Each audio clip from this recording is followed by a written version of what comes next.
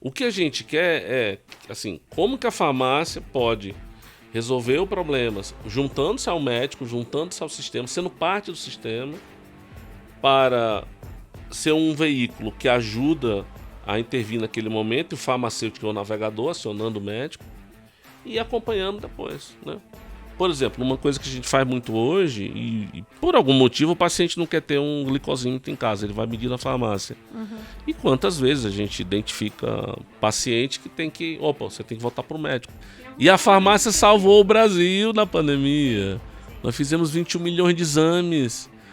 Vai sair um estudo, eu não sei, numa revista dessas internacionais, quem coordenou foi o Cassiano Corrêa, que era o nosso PhD em farmácia, que era o nosso coordenador. A gente pegou 1 milhão, é o maior estudo de Covid do mundo, tá? A gente pegou 1 milhão de anamneses, de atendimentos. Eram 3 milhões, cortou para 1. E a gente queria saber qual era o principal sintoma da Covid. Que a pessoa chegava na farmácia. Se era mesmo perda de paladar, não era, nem olfato. Perda de paladar e olfato era o 10º. O primeiro sintoma era dor de cabeça muito forte. O segundo sintoma era dor de garganta muito forte. O terceiro sintoma era congestão. A IA, para mim, ela libera a criatividade das pessoas. Né? E é muito interessante ver que você não tem que ter medo da IA, tem que utilizar bem. Né? E, obviamente, com ética e tudo mais. Oi, pessoal, tudo bem? Começa agora mais um Futuro Talks, o programa em que eu recebo as pessoas que pensam, trabalham e fazem a saúde no nosso país. Eu sou Natália Cuminali, jornalista especializada em saúde e fundadora do Futuro da Saúde. Hoje a gente vai falar aqui sobre o mercado de varejo farmacêutico, os principais desafios e as possibilidades do setor no ecossistema da saúde. A gente vai falar das farmácias como hubs de saúde, de serviços de point of care e também de outras pautas importantes e tendências dentro desse segmento. Antes de apresentar o meu convidado, eu quero deixar aqui o convite para vocês se inscreverem no nosso canal e ativarem o lembrete para os próximos vídeos. O Futuro Talks tem apoio do Grupo Fleury e da Farmacêutica Roche. Bom, agora eu vou falar um pouco sobre o currículo do meu convidado de hoje. Ele é executivo e tem mais de 35 anos de experiência no varejo. Ele é especialista em marketing e, por 10 anos, atuou como diretor de marketing e estratégia da PagMenos. Escreveu 3 livros sobre o tema marketing e desenvolvimento humano. Zona de Coragem, de 2008, Top 5, de 2013 e Voltei, de 2022. Desde 2000, é CEO da Abrafarma, a Associação Brasileira de Redes de Farmácias e Drogarias. Eu queria então dar as boas-vindas ao Sérgio Mena Barreto. Seja muito bem-vindo, Sérgio. Olá, obrigado pelo convite. Prazer estar aqui com vocês. Vamos conversar um pouquinho de varejo, que é uma coisa que eu amo, está no meu coração. Saúde, né? E Brasil, acho legal.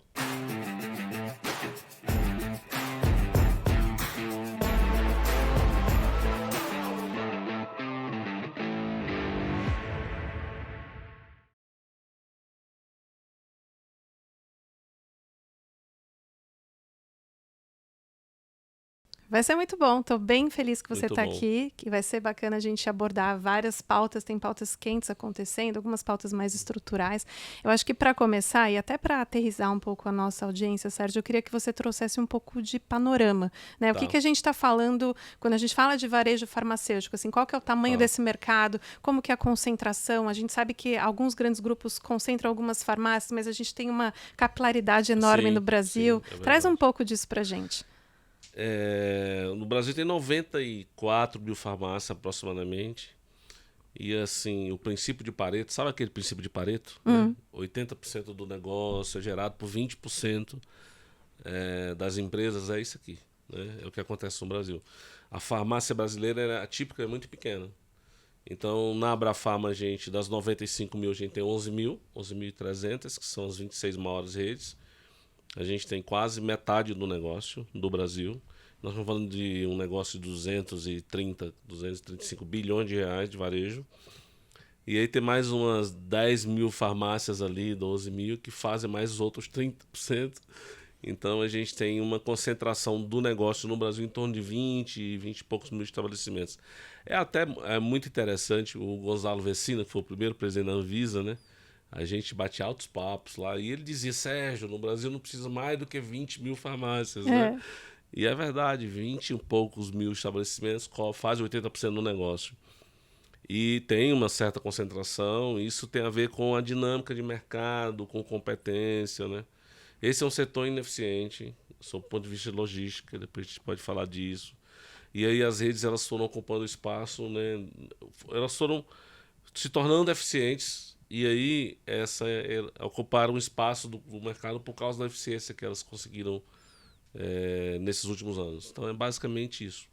E é um setor que já está consolidado o suficiente, pelo menos nessas principais, ou tem mais espaço de crescimento, já que eles já são tão eficientes? Tem espaço, por exemplo, a Abrafarma, que são as 26 maiores redes, a gente tem metade do negócio, a gente só está em 1.100 cidades do Brasil. Tá. O Brasil tem pouco mais de 5 mil municípios, né? Então tem muita cidade que não tem ainda essa grande rede, que é essa rede mais estruturada, que resolveu o problema de logística. Então tem muito espaço para crescimento. A gente vê muito assim, parece que tem farmácia demais, que a gente vê uma ocupação ainda geográfica nas grandes cidades, nos grandes pontos, porque o Brasil também é muito concentrado, né? Se a gente pegar São Paulo, Rio, Minas, Paraná, Santa Catarina, pronto, Rio Grande do Sul, você fez 65, 70% do Brasil, não é? Então é óbvio que é mais fácil a concentração das farmácias estarem nessas cidades. Mas tem muito espaço para crescer ainda. E aí, quando você fala, são 90 mil farmácias aí distribuídas ao longo do nosso território. Sim. A justificativa, talvez, para essa existência das farmácias, elas atendem uma necessidade local. Exatamente. É um pequeno negócio. Tá. Então, a maioria dessas farmácias pequenas estão nos pequenos municípios. Por exemplo, a Abrafarma, se você for pegar a cidade acima de 1 milhão, acima de 300 mil habitantes, a gente ocupa 65% de tudo, né, do share. Nas pequenas cidades, 20 mil, abaixo de 50 mil, a farmácia que domina é a independente. E não tem barreira de entrada para a farmácia, né? Qualquer empreendedor pode abrir uma farmácia, desde que siga as regras sanitárias, tem um farmacêutico. E esse Brasil é muito grande, então as pequenas cidades, a gente não vai estar lá, talvez nunca esteja. Porque uma cidade de 20 mil habitantes ou menos, 8 mil, 6 mil habitantes, não vai comportar uma raia, né, com toda a estrutura que era precisa, uma Pague Menos, uma São Paulo, né, uma Panvel. Então a gente tem essa dinâmica mesmo de pequena cidade, muitas pequenas farmácias dividindo aquele local ali. E aí, Sérgio, olhando pela perspectiva das grandes farmácias, né, das grandes redes, faz sentido que elas queiram entrar mais nesse mercado ou elas vão continuar se consolidando? Pensando numa análise de mercado mesmo dentro das grandes cidades.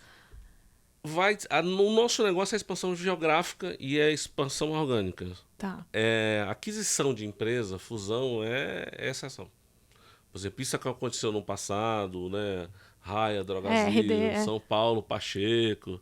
Acho que eram oportunidades de crescimento, as empresas queriam crescer, queriam dar um salto de patamar.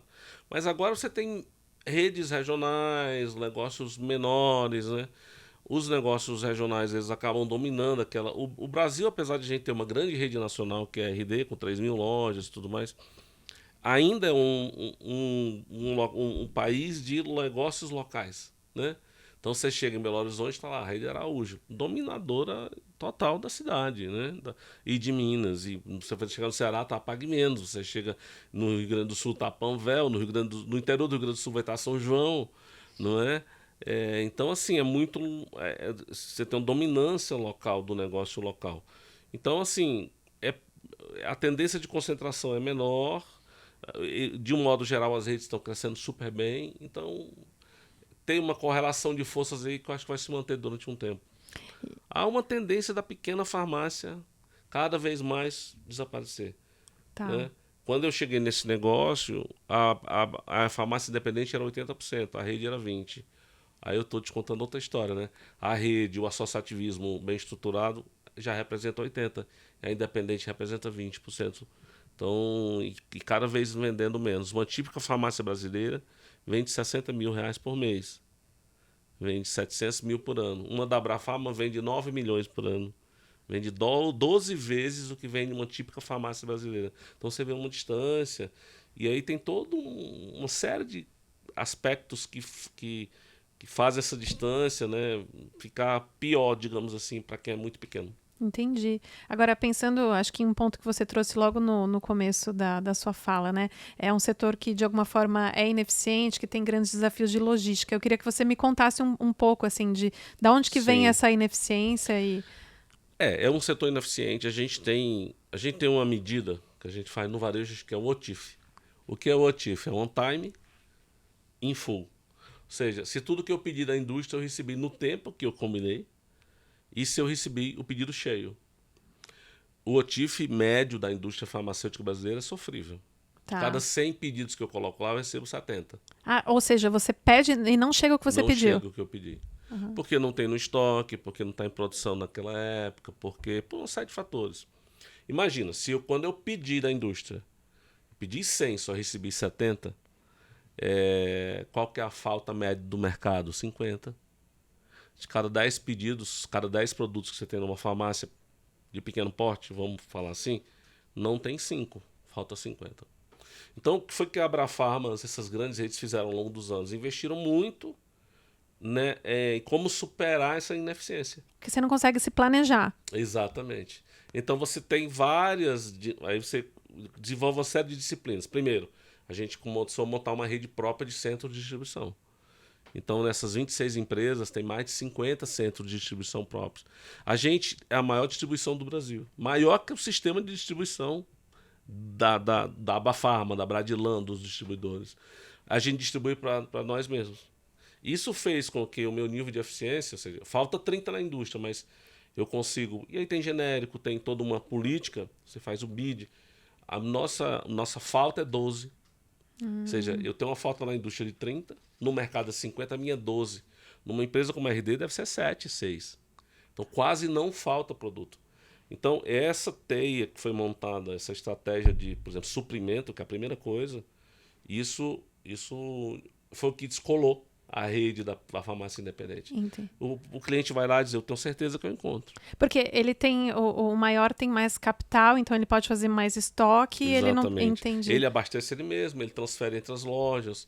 Então a gente pegou a ineficiência do mercado, fez desse limão uma limonada. E a segunda dinâmica é passar a identificar o usuário, né? A famosa história do O CPF. CPF. Que virou uma lenda urbana. Tem cadastro. Tem uma lenda, é verdade. Não, tem. uma lenda urbana. Quer dizer, não sei Gente, se é uma isso lenda, você que me diz, né? Olha, a gente faz pesquisa com o consumidor, isso não é um problema com o consumidor. O consumidor adora dar o CPF, sabe que tem benefício, sabe que é seguro, mas virou uma lenda urbana. Aí tinha uma lenda, farmácia pega o CPF, vende pro plano de saúde, e aí o plano de saúde aumenta o plano dos velhinhos. Gente, quem vai vender CPF para ninguém? Essa informação do cliente é a informação mais preciosa que existe, conhecer bem o cliente. Essa informação, internamente, ela não é nem utilizada de maneira explícita. Essa informação ela é quebrada, ninguém tem a informação completa. A gente trata isso, sabe? Os dados são todos divididos para a gente não correr o risco de ter vazamento. Agora, para que tem isso? Para ter um nível de assertividade enorme no pedido da indústria, no planejamento de médio prazo. Então eu chego num laboratório e digo, olha, no ano que vem eu vou criar 1.258.000 unidades, porque eu tenho certeza que vai vender. Tá. Porque como eu identifico o cliente cada vez que ele entra lá, na grande maioria das vezes, eu sei a cesta de índices, eu sei a frequência que ele compra. Óbvio que o negócio é muito mais planejado. E quando eu planejo o negócio, eu posso comprar melhor, de forma mais assertiva, trazer condições melhores, que eu vou comprar um volume gigante e oferecer esse preço para o usuário final. Então é um processo ganha-ganha. É ganha-ganha para a indústria, para o varejo e principalmente na fidelização do usuário, no valor dele ao longo do tempo, para garantir que ele fique fiel, né, ao negócio. Fora que você ganha um desconto, né? E no Brasil é out of pocket, ou seja, a América Latina inteira, nós somos o único local do mundo que o cidadão paga diretamente pelo remédio. Né? Na Europa, quem paga é o governo, Estados Unidos, a seguradora, Canadá é o governo, Austrália, China, em todo canto que eu vou no mundo, ninguém paga pelo remédio. A América Latina paga. Então você tem aqui uma pessoa que o governo, a farmácia popular representa 2% do meu negócio. 2%. Então não é nada. E o Rename, a Relação Nacional de Medicamentos, é pequena também. Ok, o governo cuida do especializado e cuida do alto custo. Show. E o Brasil dá lição nisso. Agora, o cidadão hipertenso, diabético, asmático, que tem problema do coração, que tem problema digestivo, artrose, psoríase, esse cara, na maioria das vezes, ele vai e põe o dinheiro no bolso, a mão no bolso e paga. Então, toda condição que eu vier, que eu conseguir trazer para ele, para não ter ruptura de estoque, para cuidar do preço dele, é melhor, porque vai fazer adesão ao tratamento. Bom, então, Sérgio, assim, só para ficar claro para quem está assistindo a gente e que escuta um pouco dessas teorias, né? Pedir o CPF não vai para lugar nenhum, é para a inteligência interna daquela farmácia, não vai para o plano de saúde, não vai para a indústria farmacêutica, não... Para ninguém, total. É óbvio, a gente tem institutos, né, que fazem auditoria de venda, nunca tem o dado do consumidor, nunca tem o dado de quem consumiu o produto. Sempre isso é muito bem tratado, é muito bem... Eu acho que uma falha nossa é eu não comunicar esse direito para a sociedade, né? Então, é uma falha. A gente tem que realmente encontrar uma maneira de dizer isso melhor, deixar mais claro, né? Mas, gente, não existe hoje em dia negócio sem dados. Você não consegue comprar uma passagem aérea, você não pede uma comida sem o seu CPF, você não faz absolutamente nada, né? Eu acabei de chegar aqui usando um Uber, que na base do sistema está o CPF. Aliás, China agora é reconhecimento facial há muitos anos, né? E tudo muito integrado. Então, assim, cada vez mais... E a saúde, ela precisa avançar nisso. A gente também é muito arcaico. Talvez o setor de saúde seja um setor mais fragmentado, mais cilado que existe, né? A gente não tem um cadastro nacional, um prontuário único nacional. A gente não tem uma série de coisas que poderia ganhar. Então, a gente tem que discutir essas coisas. Tem que defender que sim, que o dado seja utilizado, bem utilizado, e que a empresa que usar mal tem que ser responsabilizada, né? Mas não dá para demonizar o uso do dado para melhorar a vida da pessoa. E aí, um ponto que você trouxe na sua resposta, que eu queria te ouvir também um pouco mais, né? Você falou do out of pocket, né? Que a gente paga pelos remédios para a maioria deles, tirando, obviamente, os de alto custo e farmácia popular que estão ali arcados pelo governo. Como que você tem visto um movimento que tem crescido mais recentemente, que é quase que um seguro de acesso a medicamento, né? Aos PBMs. Como que você tem visto isso? Eu acho super legal. Acho que o Brasil tem que evoluir para o terceiro pagador. Se as empresas fossem mais incentivadas, talvez a cobertura fosse mais extensiva. Já tem uma certa cobertura, né? Algumas empresas já cobrem o medicamento do usuário crônico e tudo mais. Acho que é preciso avançar nisso. Assim, como que a gente pode avançar na qualidade de vida e na longevidade? Se a gente reduzir os agravos, se a gente tiver pessoas que estão com doenças, que são doenças desse mundo moderno, controladas, né?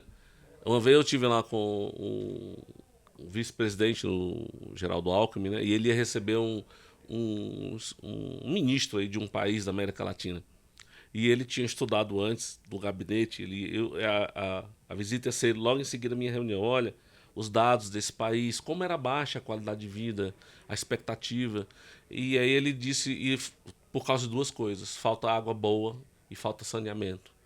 Então aqui no Brasil a gente avançou em muitas coisas, mas nessa área de saúde, se a gente cuidasse melhor das pessoas e tivesse outras maneiras de incentivar a adesão ao tratamento, as pessoas podiam viver mais, melhor, com mais qualidade de vida, né? Porque não adianta viver muito também se a qualidade de vida é ruim, né?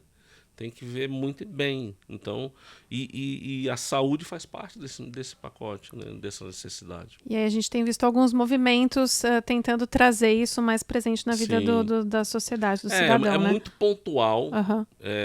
Na hora que isso se tornar um movimento estrutural, por parte das empresas, incentivo talvez no imposto de renda, aí eu acho que esse negócio decola, vira uma outra dinâmica. E agora eu queria entrar no tópico das farmácias como hubs de saúde.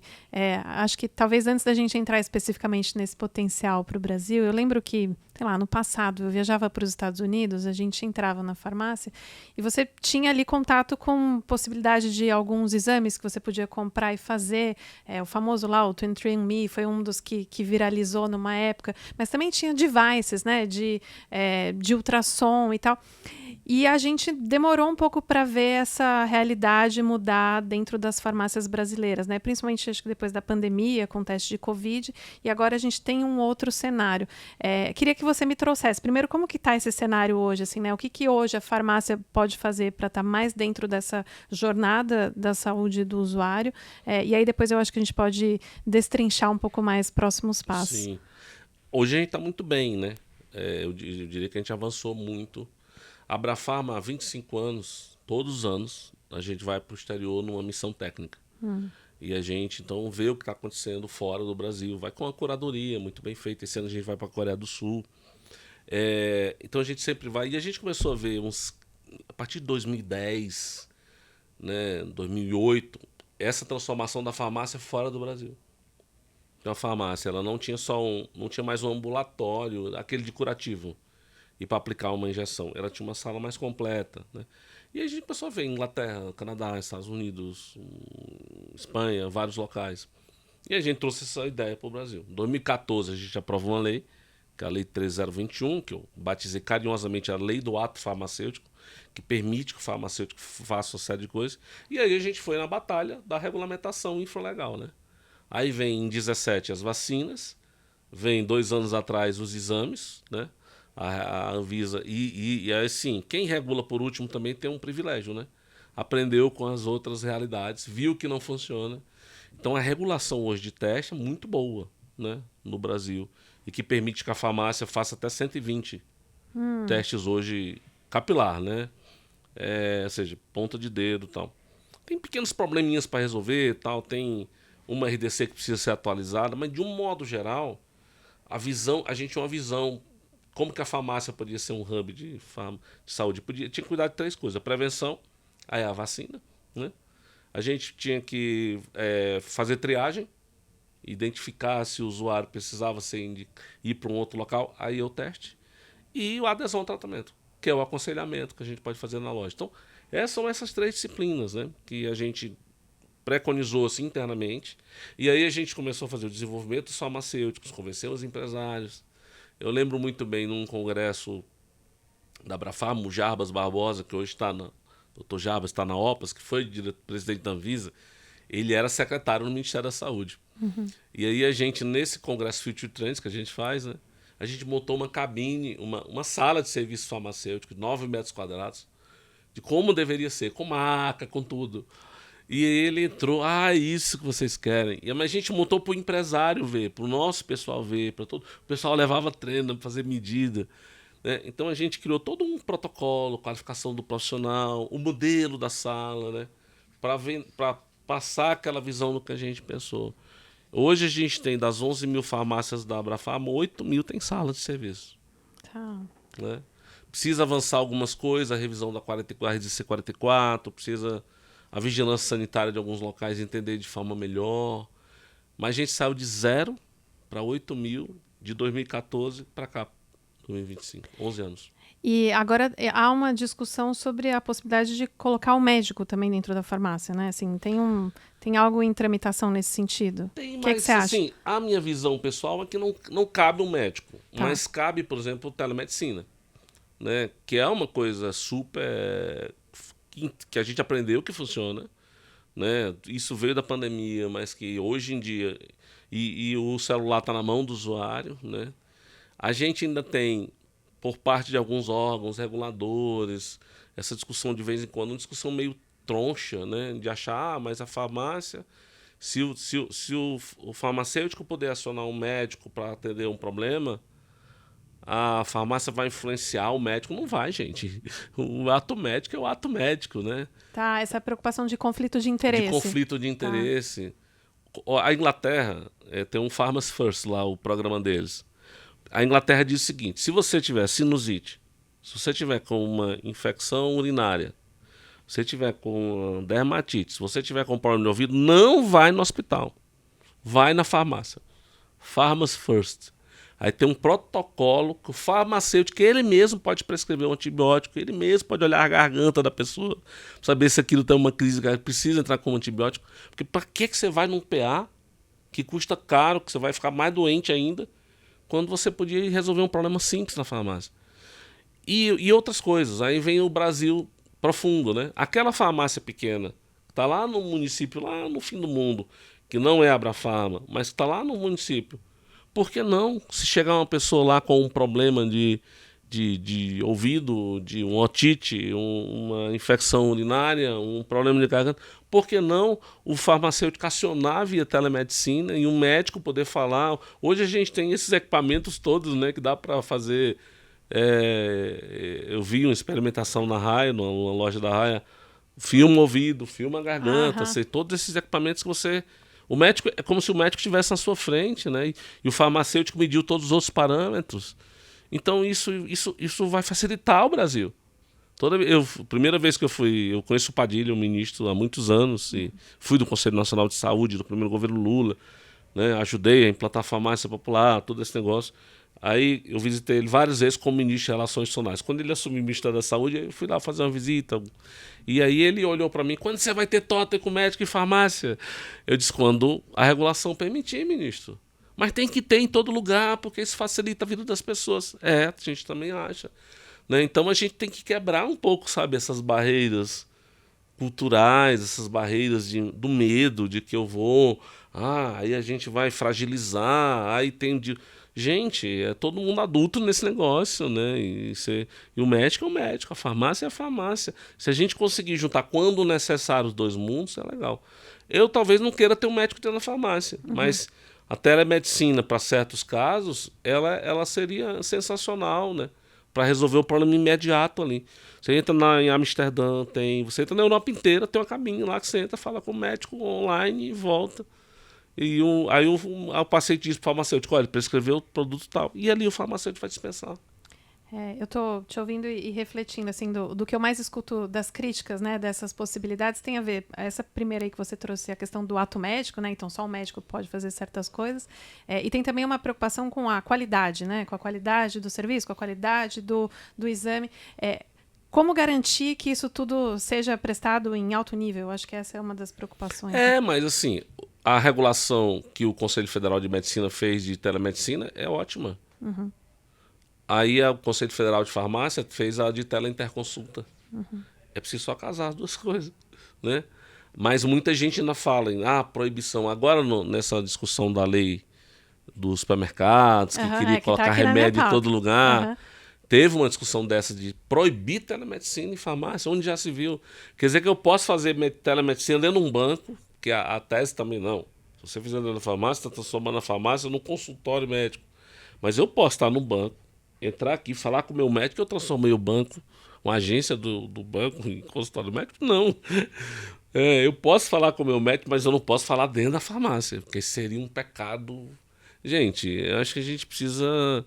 O Brasil tem tanto a ganhar com determinados avanços de tecnologia, que essas minúcias, né, do que pode ou não pode, do corporativismo, que na verdade no fundo é isso, a gente tem que ultrapassar essas coisas para a gente avançar nesse país. E agora, já que você trouxe a pauta do medicamento no mercado, eu sei que já houve bastante discussão, inclusive avanços nesse sentido. O texto final, pelo menos o que está em discussão, primeiro me traz um pouco de contexto, né? Qual que é a tua visão sobre ele? Foram 31 anos de discussão. Tá. 30 anos de discussão errada. Porque as propostas eram erradas, equivocadas, né? As propostas sempre eram: vamos colocar medicamento em qualquer lugar, de qualquer jeito. Tá, tipo numa gôndola perto do refrigerante. Perto do refrigerante, perto da picanha e da vodka. Tá. Então, você não tinha acesso farmacêutico, você não precisa ter licença, você não precisa ter nada. Põe lá dentro. Não, porque nos Estados Unidos é assim. Não, porque... Bom, com todo respeito aos Estados Unidos, pelo amor de Deus, é o país que mais vende remédio do mundo e o país mais doente do mundo. Então não é referência, é desastre sanitário isso aí. Né? Mas vamos fazer do jeito que é nos outros locais. No Brasil é outra coisa. No Brasil tem Política Nacional de Medicamentos, o Brasil tem um SUS, o Brasil tem uma estrutura que não tem em outros locais. A farmácia do Brasil hoje é uma das melhores farmácias do mundo. em qualquer índice que você queira avaliar, né? É, assim, impressionante. Então, assim, não é comparar com qualquer outro país. Então, durante 30 anos, essa discussão foi uma discussão meio torta. No último ano, o setor supermercadista viu que não ia avançar essa proposta, né? Porque nem o governo não aceitava, a sociedade, a saúde não aceitava. Aí vem com a proposta que é essa, que agora passou no Senado, na CAS, que é pega a farmácia completa, que está na galeria, põe dentro do mercado. Com cara de farmácia, né? Com cara de farmácia, segregado, espaço segregado, com todo o controle, com farmacêutico, licença. Tá embaixo da mesma identidade fiscal? Tá. Então é um supermercado que tem uma farmácia. Ok. Pode ser preparada própria, operada de forma própria por terceiros. Então tem. Então essa regra que o relator Humberto Costa, o senador, né, que foi ministro de Saúde, conseguiu chegar no consenso desse texto, essa é uma regra que tá ok. Ok. Porque é um concorrente como outro qualquer. Aliás, o Walmart já foi associado da Abrafarma no passado, porque eles tinham uma operação de farmácia super boa, quando eles compraram o Bom Preço, de galeria, e eles foram associados à Abrafarma, não tem problema nenhum com isso. Então, quando essa discussão evolui para o que o Brasil precisa realmente, ótimo. Nós estamos dando outra oportunidade, outros espaços para que o consumidor possa comparar preço, escolher o seu produto, e está tudo certo. Então, a gente chegou num ponto bom agora, né? Tá todo que mundo talvez que mais vai feliz. avançar. Exatamente. Tá. A CNN falou, a CNN deu uma manchete assim, as farmácias ganharam, na discussão com os supermercados, as farmácias ganharam.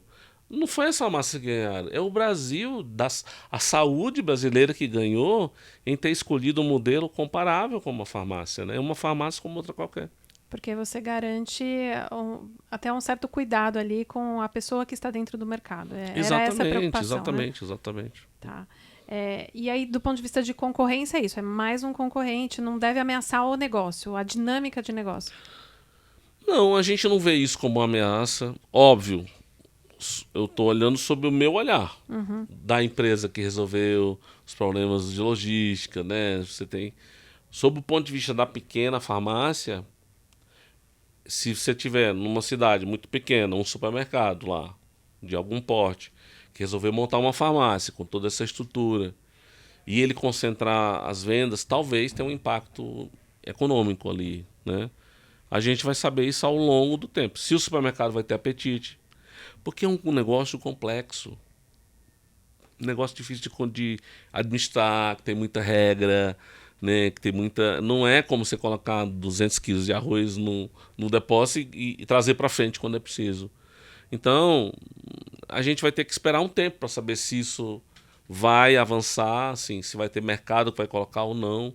Eu sei que um atacarejo está bem animado para fazer isso, porque estava acompanhando as discussões, né?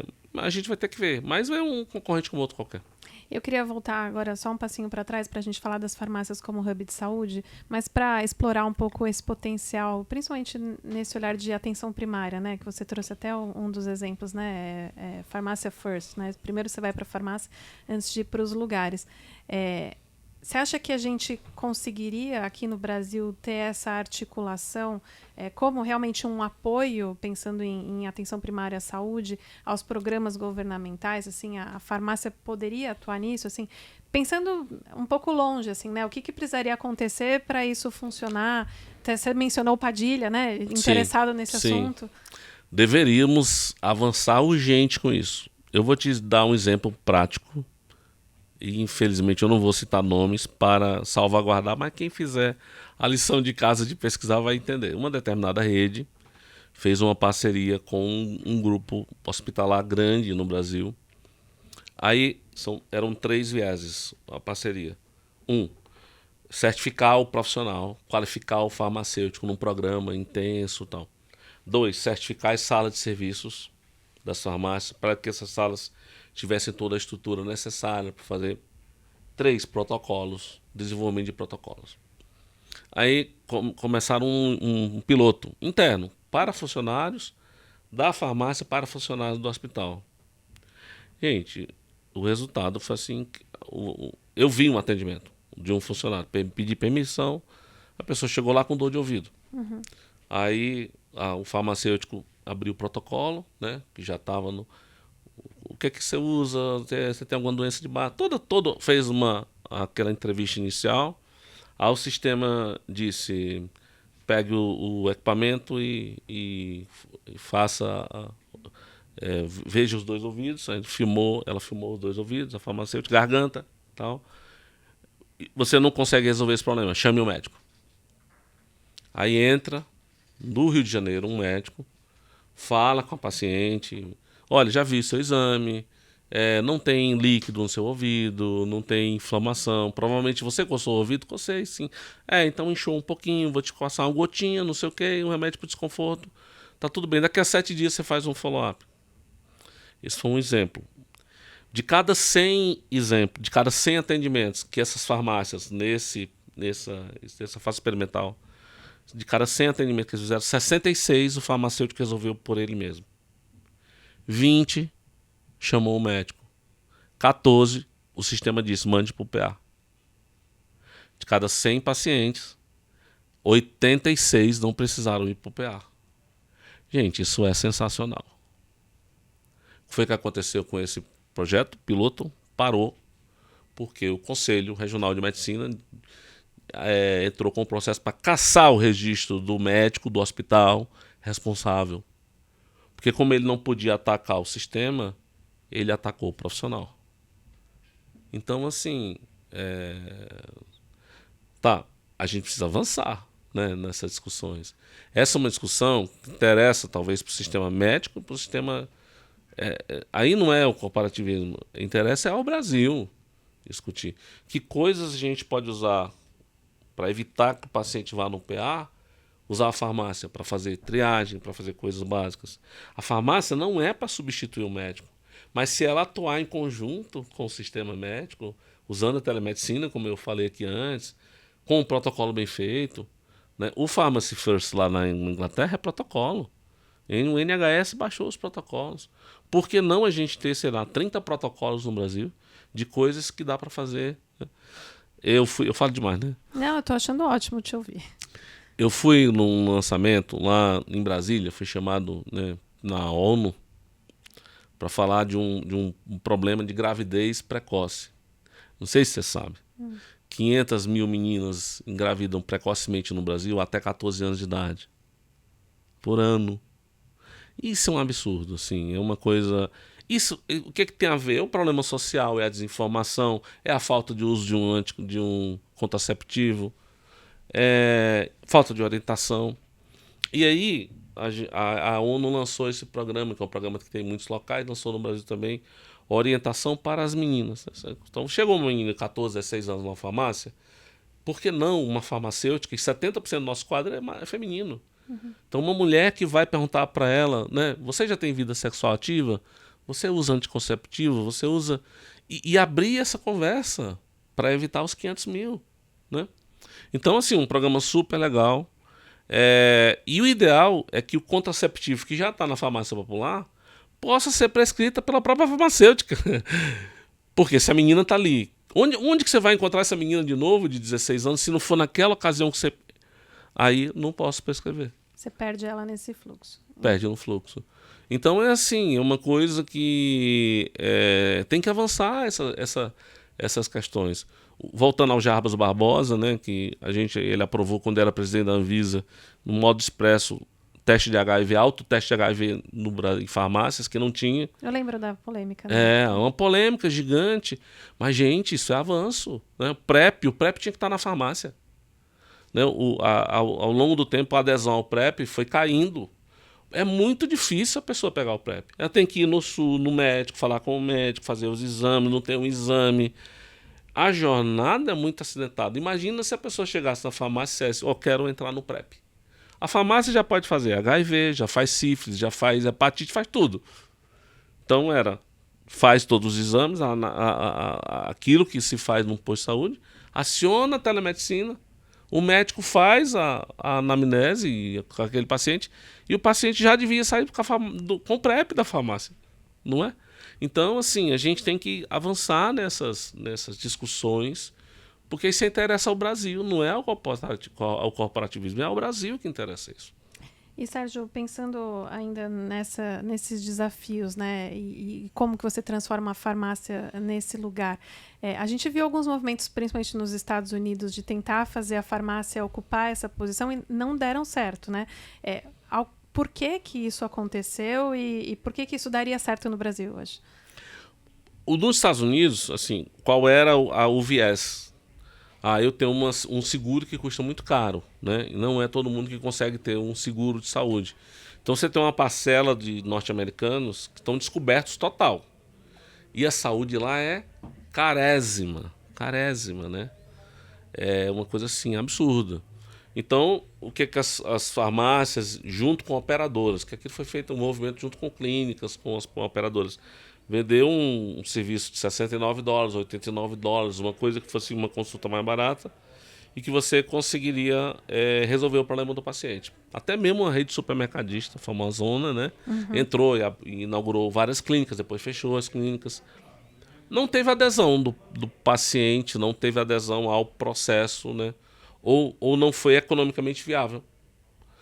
E então ali era uma proposta que para aquela especificidade dos Estados Unidos não funcionava.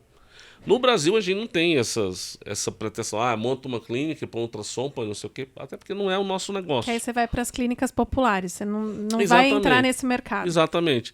O que a gente quer é, assim, como que a farmácia pode resolver o problema juntando-se ao médico, juntando-se ao sistema, sendo parte do sistema, para ser um veículo que ajuda a intervir naquele momento, e o farmacêutico é o navegador, acionando o médico, e acompanhando depois, né? Por exemplo, uma coisa que a gente faz muito hoje, e por algum motivo o paciente não quer ter um glicosímetro em casa, ele vai medir na farmácia. E quantas vezes a gente identifica paciente que tem que... você tem que voltar para o médico, né? Porque o diabetes está descontrolado, a farmácia já mediu 3 vezes e deu 290, então a sua dosagem, ou você não está sabendo usar a insulina de forma correta. Tem uma farmacêutica lá na cercania de Belo Horizonte, numa rede nossa que é a Araújo. A Araújo tem uma loja ao lado de um posto de gasolina. O que essa farmacêutica já identificou de sifilíticos e HIV positivos, porque ela propõe um exame que um caminhoneiro jamais faria. O caminhoneiro entra na farmácia para comprar produto para disfunção erétil, camisinha, protetor solar, e ela chega, você não quer fazer um exame aqui, um check-up rapidão, já que você tem 50 anos, e encaminhou vários pacientes HIV positivos, sifilíticos, para a UBS que está do lado. Então, assim, são coisas que você, assim, o Brasil pode avançar muito se for por esse caminho de usar todo o sistema. Uma vez no Future Trends, no nosso congresso, eu trouxe um diretor ex-diretor da OMS. E ele falou uma frase que eu uso até hoje, faz 15 anos isso. A farmácia e o farmacêutico são os 2 elementos mais subutilizados do sistema de saúde. A farmácia e o farmacêutico, se fossem bem utilizados, mudariam o jogo na saúde. E Sérgio, pensando em aspectos regulatórios, onde você acha que hoje estão as maiores travas, assim, e o que está sendo ou não debatido, o que ainda precisa entrar na pauta? A gente precisa revisar a RDC 44, isso está agora que a Anvisa, né, recompôs os diretores, finalmente, né? A RDC 44 ela é de 2009, e a RDC 44 ela é as boas práticas em farmácia. Olha só, a RDC de 2009 tem uma lei de 2014. Então ela já está bem atrasada. Então a gente precisa avançar nela. Por exemplo, vacinas, a RDC de vacinas, ela remete para a RDC 50, porque é uma estrutura de ambiente hospitalar. É um problema. Em algumas cidades eu não posso aplicar vacina, porque lá exige que, na RDC 50 diz que tem que ter uma sala médica, que eu nem tenho, tem que ter uma sala exclusiva para vacina, que eu não consigo ter. Eu uso uma sala multiuso de serviços, né? E lá não tem uma linha sobre farmácia na RDC 50. Então a RDC 44 ela tem que ser revista para dar essa autonomia. Sala multiuso, com barreira técnica, com tudo que tem que ser, né? Então a gente precisa... Se a gente resolver o problema da RDC 44, já vai tirar uma trava da vacina, de serviços em muitos lugares que a gente está tendo ainda. Esse debate está aberto agora ou não? Assim, tá... Com a recomposição da diretoria da Anvisa, é uma das primeiras coisas que a gente vai propor. Está na agenda regulatória deles, está na agenda regulatória. E a gente tem que avançar com isso. A RDC 50 também precisa ser revisada. Beleza. E outra pergunta que a gente estava falando de mercado e eu não incluí, mas lembrei agora. A gente viu recentemente a compra de uma farmácia por parte do Mercado Livre. E aí o mercado ali entrou em ebulição, né? Assim, o que isso significa e como isso pode ou não mudar um pouco essa dinâmica do varejo farmacêutico. Qual que é a tua visão? Olha, eu não tenho nenhum medo disso. Eu acho que teve as ações, um pânico, né? Gente, olha, no nosso caso, a Abrafarma, nós temos 11.500 mini CDs. Cada farmácia minha é um mini CD. Eu entrego da farmácia. O meu desafio é ser muito mais eficiente. Em São Paulo, em alguns bairros, se você está a 10 quarteirões de uma loja, você chega a receber um produto em 16 minutos. Eu duvido que uma plataforma tenha essa agilidade para um produto que é de uso imediato. Então, não é desdenhando, não é minimizando, né? Obviamente, a gente não pode negar, e na Abrafarma o digital já representa 20%, né? Em apps próprios e tudo mais. A gente não pode negar o poder que tem essa venda online, mas eles vão ter que ser ineficientes igual nós, igual que a gente é. E a gente todos os dias está em busca de mais eficiência, né? Baixar o tempo de entrega, ser ágil, não ter ruptura, né? Atender o cliente do jeito que ele quer. O clique retire, uma coisa que eu nunca pensei que fosse pegar no Brasil, você acredita? A gente via, fora do Brasil, o cliente comprar online e retirar na loja. Ah, tá. Não, achei que nunca ia pegar isso Eu no Brasil. também. Gente, isso é um sucesso. As pessoas gostam? As pessoas gostam, porque gostam de ir lá e ver outras coisas, ver outros produtos. Não é possível fazer isso no marketplace. Então, assim, é um desafio, vai ser uma dinâmica nova? Vai. Mas, assim, eu acho que a gente vai continuar investindo no nosso negócio, ser cada vez mais eficientes, e eles que lutem. Me traz um pouco do contexto do perfil do consumidor. Quem vai hoje na farmácia vai porque tem uma doença crônica, ou vai porque quer comprar suplemento, ou porque... Como que é assim? Né? Eu não sei se dá para ter um perfil, né? Mas... Não dá para ter um perfil, mas ainda em torno, quase 70% ainda é em torno do medicamento. Tá. E ainda é em torno do medicamento de uso contínuo e do MIP. Né? Então, é muito forte ainda isso. Cerca de 70 e poucos por cento das pessoas que vão lá são mulheres. E eu diria que o poder de decisão é 100%, eu brinco com isso, as pessoas. Porque os 23% de homens que vão são mandados pelas mulheres. É porque a mulher pediu para comprar, certamente. Então, assim, é feminino, é sim ainda medicamento e suplemento. E aí tem essa gama de outros produtos que a gente oferece, que é a maioria do salão, né? É engraçado, 80% do salão de venda é ocupado por 30% dos produtos. Mas nessa técnica do one-stop shop, né? Então a menina entra numa farmácia e a farmácia está embaixo de uma torre empresarial. Está faltando a maquiagem que ela precisou, acabou ontem. Ela foi ali, comprou uma vitamina, ela comprou uma maquiagem, comprou um MIP para dor de cabeça. Ela passa, resolve tudo isso, sobe, entra no banheiro, termina o make dela, vai trabalhar, né? Então, é o exemplo mais simples do one-stop shop, resolveu a vida dela. Às vezes comprou uma garrinha de cereal também, que ela não teve tempo de tomar o café da manhã. Então, esse ambiente que a gente criou de ter um one-stop shop. Eu comentei no começo que a gente está indo para a Coreia, né? Uhum. Por que a gente vai para a Coreia? Porque é a terra dos produtos de dermato de beleza, e de beleza um mais incríveis do mundo, né? E é uma categoria que a gente não tem ainda. Tem muito pouquinho na farmácia, né? Eu quero mostrar isso para o meu pessoal, né? Mostrar isso para os CEOs. Olha o mundo que a gente pode abordar, que a gente não tem ainda, que a gente tem muito pouco. Aliás, em 2004, não existia esse paredão de dermocosméticos no Brasil. Aí nós fomos numa viagem para a Espanha e para a França. O pessoal viu, nossa. Aí a gente criou isso no Brasil. Então, é o que eu quero fazer agora. Então, talvez a gente tenha uma nova geração de farmácias com essa camada nova de produtos, PDRN, exossomos, esses negócios todos coreanos, né, que são incríveis, né? que vão fazer parte também da nossa rotina da farmácia brasileira. Bem interessante isso. Até me veio uma dúvida enquanto você contava isso, fazendo comparação principalmente com o benchmark americano, né? Você entra numa CVS ou Walgreens, eles têm a parte da farmácia, a parte do cosmético, mas eles têm a parte do supermercado muito maior do que o que a gente tem aqui. Por que que isso talvez não existe aqui, não decolou? Não aqui sei. a gente tem, em Belo Horizonte, a Araújo tem uma operação grande, a Saara Nicei no Paraná, né, com a nossa associada, São João no interior. Então, minha referência, desculpa, é aqui em São Paulo. Então, Aqui eu acredito no negócio vertical. Eu acredito no negócio puro saúde. Se você for comparar o Walgreens e CVS, na lógica deles, né? A Walgreens vendia até cigarro, a CVS parou de vender numa determinada época, porque isso não combina com saúde, né? A CVS foi muito mais para verticalização, o Walgreens continuou sendo a esquina da América. Assim, se a gente for olhar os dois modelos, a CVS venceu. O Walgreens foi vendida e foi na Bacia das Almas, né? Então, assim, eu acredito no negócio de saúde, higiene e beleza, e no entorno disso tem um pouco do one-stop shopping, um pouco de conveniência.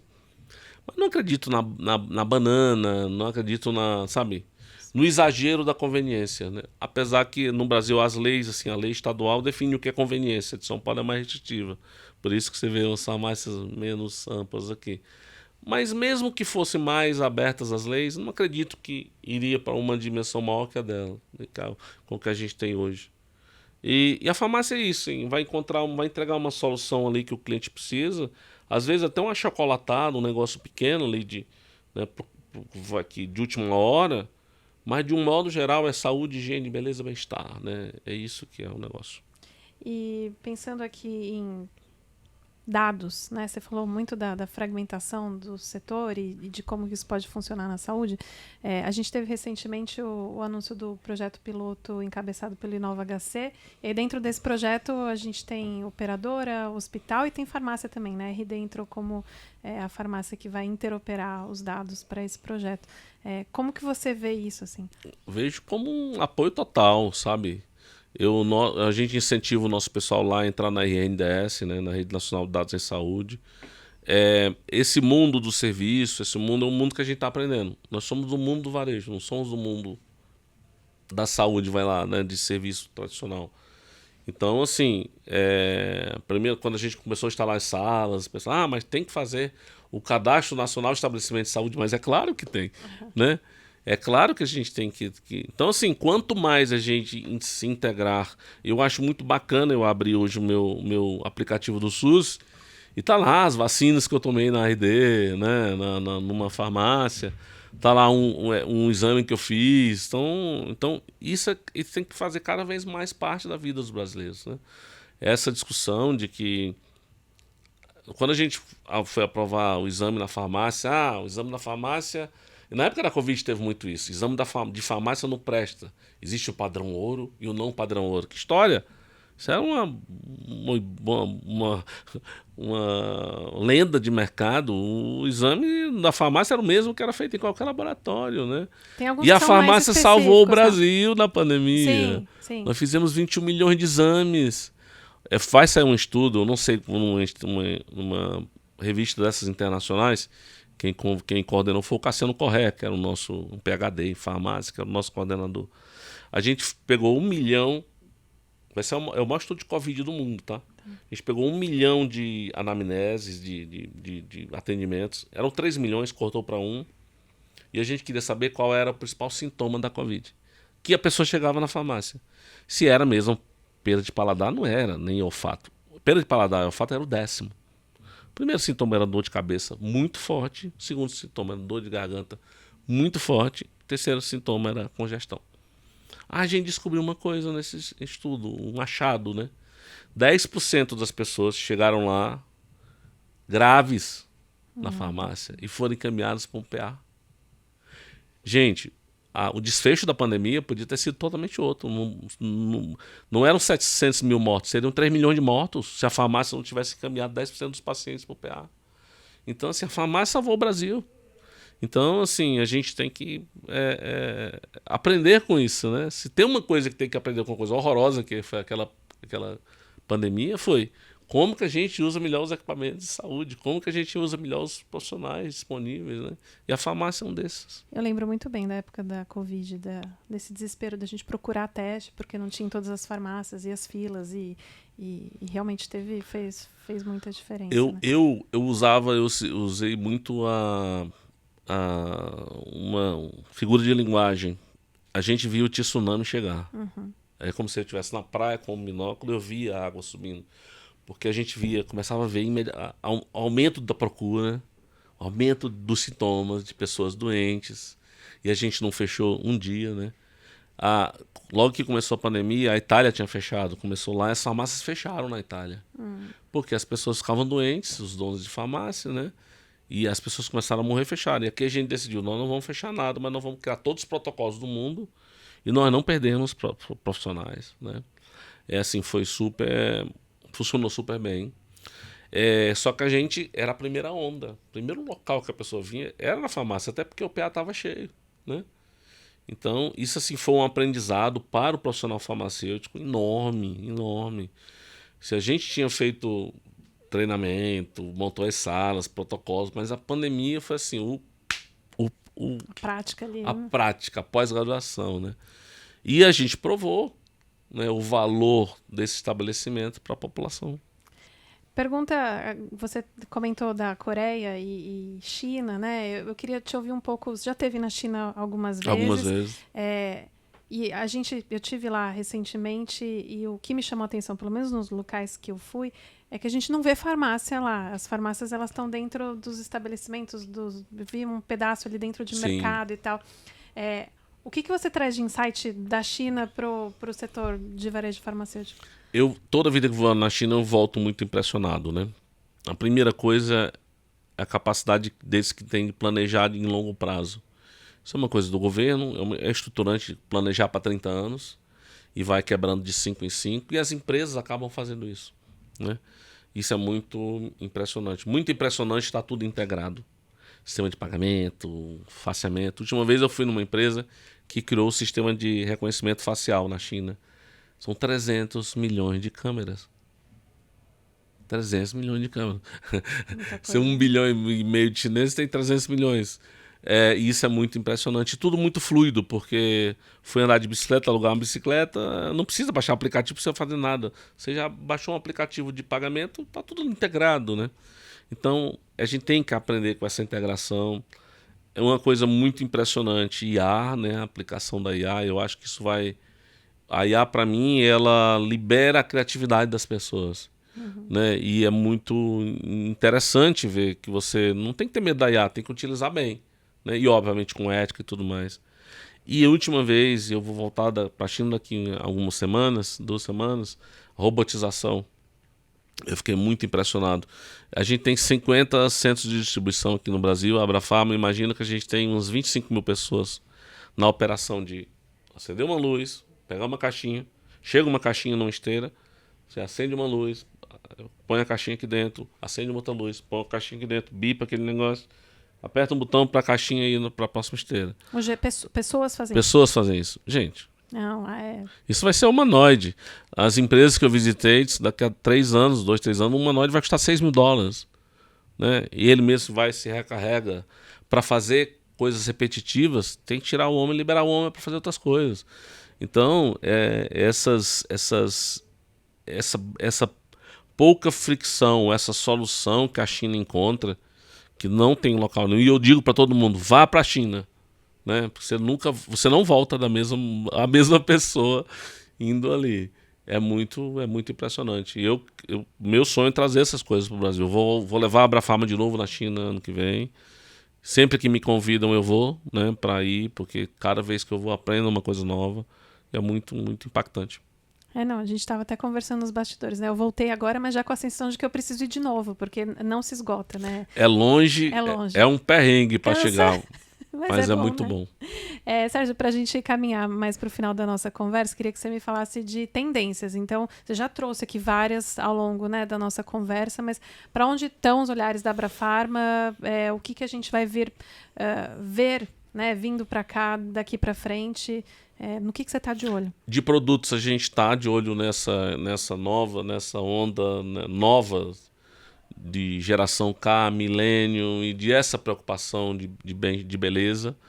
Então, essa nova onda de produtos de nova linha, né, coreanos, o K-beauty e tal, é uma coisa que a gente pode ver no breve mesmo. A gente acha que tem uma série de produtos, devices, de autoteste, de coisas que precisa avançar mais no Brasil, né? Eu vi nos Estados Unidos agora, tô chegando a uma semana, né? Um produto que é para a mulher que entrou na menopausa, são 5 medidas, né? Será que eu tô na menopausa mesmo? Então, coisas você faz em casa, gente, né? Então a gente precisa trazer essas coisas para o Brasil, precisa avançar nesse entendimento do hub, né? De trazer mais serviços, melhorar a regulação para que o farmacêutico esteja mais livre para ajudar mesmo a acompanhar o paciente. É uma coisa que isso vai cada vez mais avançar. Vai ter Pharmacy First no Brasil, né? Porque vai chegar num ponto que vai ser impossível ignorar que a gente podia ter protocolos simples na farmácia e que podia avançar isso. A gente vai investir muito em IA, né? Tendo uma entrevista eu falei que a gente ia investir R$1 bilhão em IA, e vai mesmo. Porque cada vez mais... Onde? Em IA, assim? Olha, eu tenho todo o meu sistema de abastecimento, todo o meu sistema de... Sabe aquela melhoria da ruptura que já está em 12? Aquilo tem que virar 1. Como que eu faço isso? Sistemas de compra mais eficientes, precificação, reposição. Hoje eu preciso de pessoas em áreas de compras enormes, selecionando o que não pode faltar, fazendo análise de categoria. Isso tudo tem que fazer. Quem faz? Vamos fazer os agentes, né? E os sistemas que reabastecem automaticamente. Eu só vou pensar como que eu penso a lógica do negócio para o futuro, né? Que novas estratégias tem que ter ali. Então, de novo, a IA liberando as pessoas para serem mais criativas, né? Não acredito não acredito em robotização de loja, mas acredito em robotização de retaguarda, né? Acredito, né, no uso da tecnologia para o bem. E, obviamente, a farmácia como realmente uma parte importante, integrada ao sistema de saúde, né? E que faça parte seja um dos elementos que ajuda nessa teia, nessa grande rede de ajudar o paciente a viver mais, viver melhor, mais qualidade de vida. Na última SXSW, né, eu assisti a palestra que foi a chocante, né?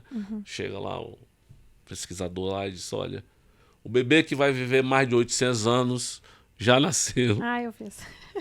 Aí aquele burburinho. Aí dá a palestra, ele fala toda a evolução, ele fala, olha, qual é o papel de vocês que está aqui nessa sala? Ficar vivos até 2035. Se você não morrer de acidente, ficar vivo até... Você vai viver mais de 100 anos, 120, 130. Porque a ciência vai encontrar soluções. A gente tem... Gente, de câncer tem umas 500 moléculas aí sendo estudadas, né? Para câncer de todos os tipos. E você, cada vez mais você vai usar nanorobótica, você vai usar uma série de coisas que vão... O seu papel é como é que você vive bem, e o desafio global é como é que as pessoas vão ter renda e vão ter uma segunda, uma terceira carreira no mundo da robotização também. Como vai ser isso? Esse é o desafio. Mas olha que coisa mais linda, né? Alguém chegar na sala e dizer 130, 140, isso é simples, né? Agora, a gente precisa aprender a chegar lá. Então, o papel da farmácia é ajudar as pessoas a chegar nos 130. E última pergunta que eu faço para todos os convidados é qual pauta a gente aqui no Futuro da Saúde tem que prestar atenção? A parte de todas essas tendências, qual que é ali o... Se a gente conseguir transformar esse setor de saúde num setor mais conectado, menos cilado, eu acho que todo esforço tem que ser empreendido. A gente ter prontuário único, a gente ter integração de dados, a gente ter integração de papéis, não ter barreiras, né? Quando eu entrei nesse setor, 36 anos, a gente montou lá na PagMenos um negócio chamado Sac Pharma, que tem até hoje. Um 0800. Até hoje também não vende, e não era vender remédio, era treinar farmacêutico. Eu tinha um sistema 24 horas com professores da universidade, eu pegava estagiários, punha no saque, atendia a demanda da população de dúvidas, inclusive de profissionais de saúde, e esse profissional de tanto atender ali, consultar base científica e interagir, quando ele ia para a farmácia, para a loja, ele já ia pronto, né? Com as terminações, com os nomes, entendendo um pouco de princípio ativo, mais do que ele saiu da faculdade para fazer. Então, e eu lembro da crítica que eu recebi, não, estamos falando de muitos anos atrás, do sistema de saúde absurdo, né? Colocar um profissional no telefone para tirar dúvida de paciente. Gente, esse é o nosso papel, né?